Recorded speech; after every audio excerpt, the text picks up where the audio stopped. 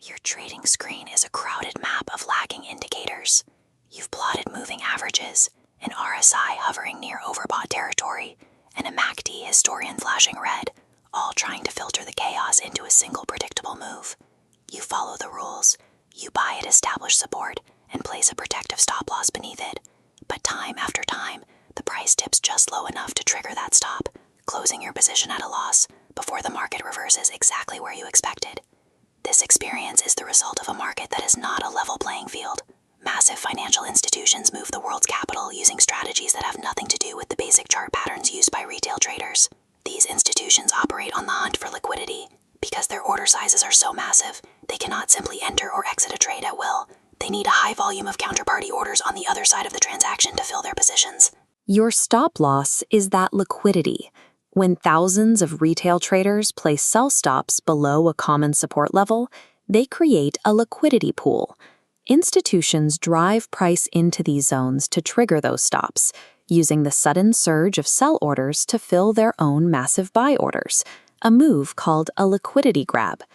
To navigate this, a methodology called Inner Circle Trader, or ICT, was developed by Michael J. Huddleston. It is a framework designed to identify these institutional footprints rather than reacting to retail signals. The core realization of this approach is that if you cannot look at a chart and locate where the liquidity is resting, you are likely the liquidity being targeted. To see these patterns, you have to look past the indicators. When you strip away the noise and look at a clean, bare price chart, a different structure begins to emerge. This structure is driven by the Interbank Price Delivery Algorithm, or IPDA. IPDA is the theoretical engine of the ICT methodology, suggesting that price movement is a governed process. This framework proposes that the market is not a random reaction to human sentiment or news events, but a pre-programmed system designed to deliver price to specific levels of liquidity with mechanical precision. This system operates on a clock, using specific time windows known as kill zones.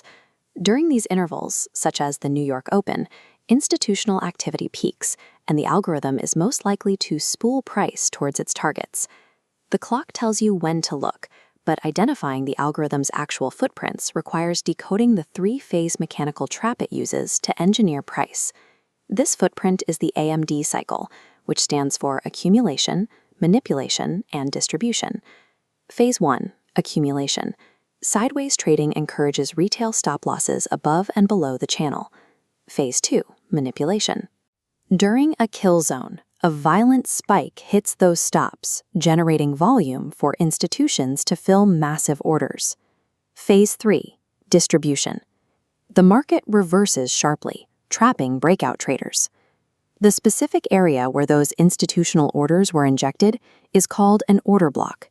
It is the lasting footprint of where smart money entered the market. When viewed through this cycle, a false breakout is no longer an unexpected error in your analysis, but a visible part of the algorithm's mechanical process. From this perspective, the market is not a chaotic casino.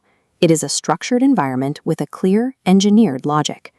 By identifying order blocks and resting liquidity, a trader can identify where the algorithm is mathematically incentivized to deliver price next. This requires a shift in how you identify as a trader. You can continue to act as the liquidity for the institutions, or you can begin to align your trades with the giants who actually move the market.